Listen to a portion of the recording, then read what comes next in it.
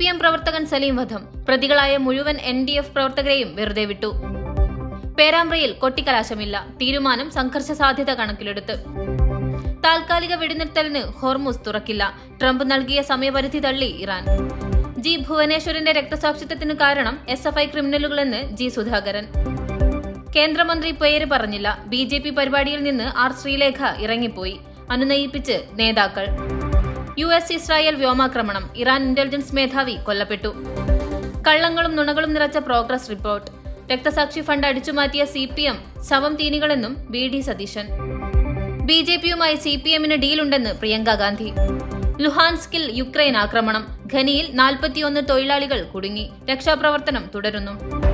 Kerala model. Police സ്റ്റേഷനുകളിൽ CCTV സ്ഥാപിച്ചതിൽ കേരളത്തെ അഭിനന്ദിച്ച് supreme കോടതി.